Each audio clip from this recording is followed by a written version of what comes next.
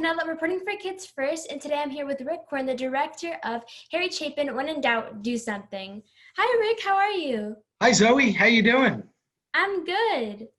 Um, I think it's really fascinating how you met Harry in high school.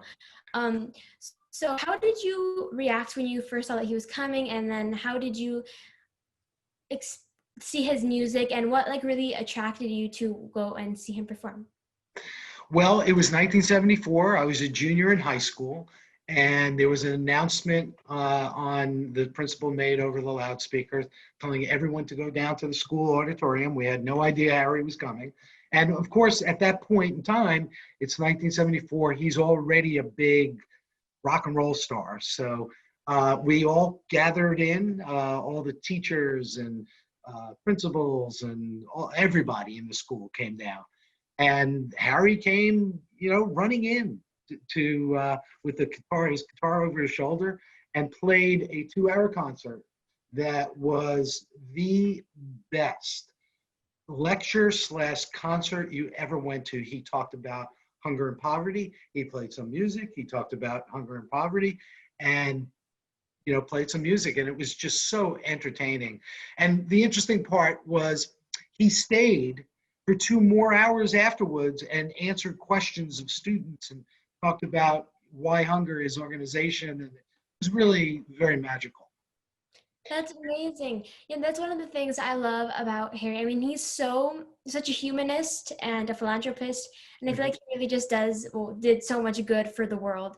So, what made you really decide to make this documentary?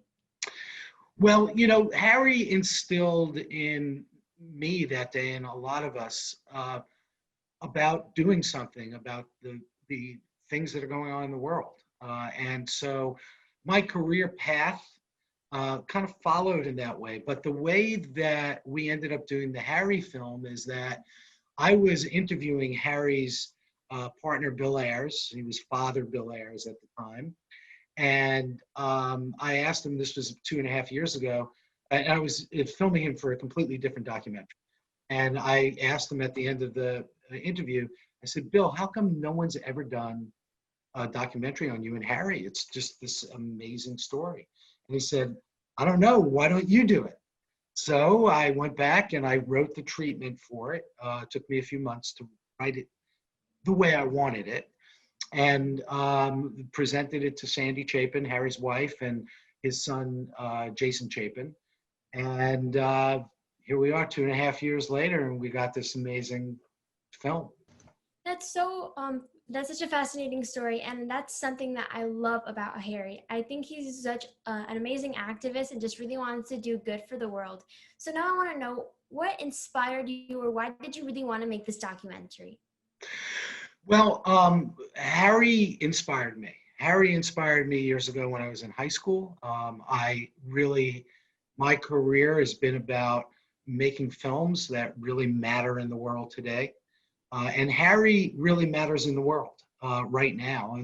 The programs, the charities that he set up, like WhyHunger and the Harry Chapin Foundation and Long Island Cares, are worldwide organizations that today, in the middle of a pandemic, those organizations and Harry's programs are on the front lines, literally saving lives. And so we felt it was important to do so. But the way that we got around to doing it is that I was interviewing his partner who started WhyHunger, Father Bill Ayres, and we asked him at the end of an interview that we were doing on another documentary, why hasn't anyone done a documentary on you and Harry? And he said, I don't know, why don't you do it? And so we wrote the treatment, and I would not be that interested in doing a documentary on a singer-songwriter that is the typical story, big career, drugs, alcohol, whatever, and their lives or careers crash. And that tends to be the bulk of the stories. With Harry was addicted to activism. He was addicted to giving back. He truly wanted to change the world. Particularly, hunger and poverty was his main cause, but he helped in so many different ways women's rights. It wasn't called climate change then, but he called it ecology, right? But, you know, all the things that are an outgrowth of hunger and poverty. Women, rights for women is a great example of that. You know, women are paid less than men, and women have the same issues. They have to feed their families, they have to take care of their kids, they've got to school their kids. And the fact that women are not paid equal to men, you know, really contributes to hunger and poverty. And those are the things that really concerned him back in the 70s that are so relevant today. That's one of the things I really, really loved about this documentary, because I actually had no idea about this, which I think that's a good thing, because it's a good eye-opener for new generations, and also a refresher for people who already knew Harry and his songs. So I think that's such an amazing thing. So I also want to know, because this is a documentary, so was it difficult to get access to all the footage that you used? Well, we were very fortunate. The Chapins, who are our partners on the film, the Chapins have an office in Long Island called the Chapin office.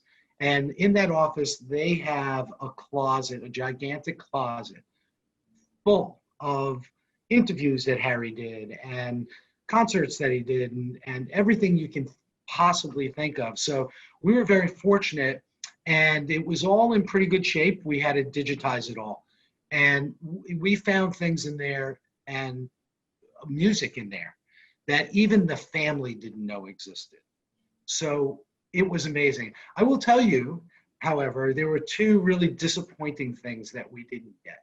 One was, there was a TV show back in the day called The Johnny Carson Show. It is The Tonight Show, which is what Colbert hosts today. But Johnny did a show with Harry. It was the first time Harry was on the air. And he did a song called Taxi, which ended up becoming a big hit. And it was the highest rated Johnny Carson show ever. And that show is the only Johnny Carson show out of all the Johnny Carson shows we have, and we have all of Harry's appearances on Johnny Carson, that no longer exists. It was, back in the day, NBC would film over shows.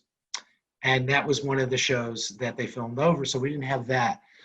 The other thing that we didn't have is Harry hired a gentleman to do a documentary on him back in 1980. And that footage was destroyed in a warehouse fire. Oh, But we have like 15 minutes of that footage, which we have in the film, but the rest of it was gone, unfortunately.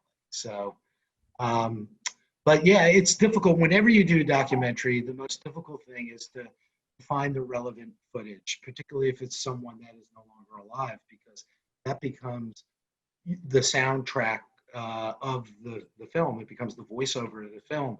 And if you don't have a lot of it, it makes it very difficult. But we were blessed. We did have a good amount. Didn't have everything I wanted, but we made it work. yeah, that's really unfortunate about the warehouse and everything. But I think the footage that you did use, everything turned out great. And now I kind of want to talk about the songs and the song choices. So everyone knows Cats in a Cradle, the iconic song. And Harry, I feel like he really has the power to tell stories with his songs and really connect people. So why did you choose the songs, or why did you choose specific songs to use in the documentary? That's actually a really great question, because the most difficult thing for a director is marrying the right song with the right moment. For me, I select songs not necessarily where lyrically it has to fit exactly to the scene that you're creating, but it has to elicit the kind of emotion. It certainly helps if, you know, the lyrics fit the scene, but it's really about the emotion that you get out of a song that makes you feel what Harry or another person is saying in the film. We used 52 of Harry's songs in the film. And we used some of them more than once. Remember When the Music we used a number of times because it fit a number of different scenes. It fit a scene early in the film when he and his brothers kind of broke up. His brothers threw him out of the band. It fit after Harry died, and it fit later in the film because Bruce Springsteen does it. And Bruce makes every song great, right? So we used that song more than once, and Harry did not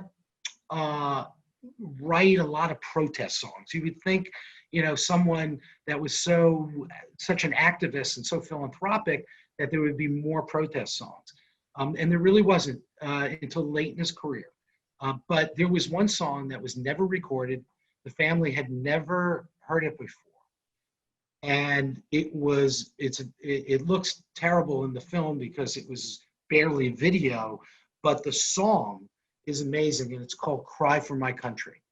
And it was never recorded. Harry wrote the song specifically for the TV show he was on, which was a news program, and it was about, this is back in the 70s, and the economy was horrible and manufacturing jobs were going away, and so the program was about that, and he wrote this song, Cry for My Country, and it is by far my favorite song in the film. And not just because I love the song and the way it's performed, but it's a song that fits in the world today. So it's one of these Harry songs that is really timeless.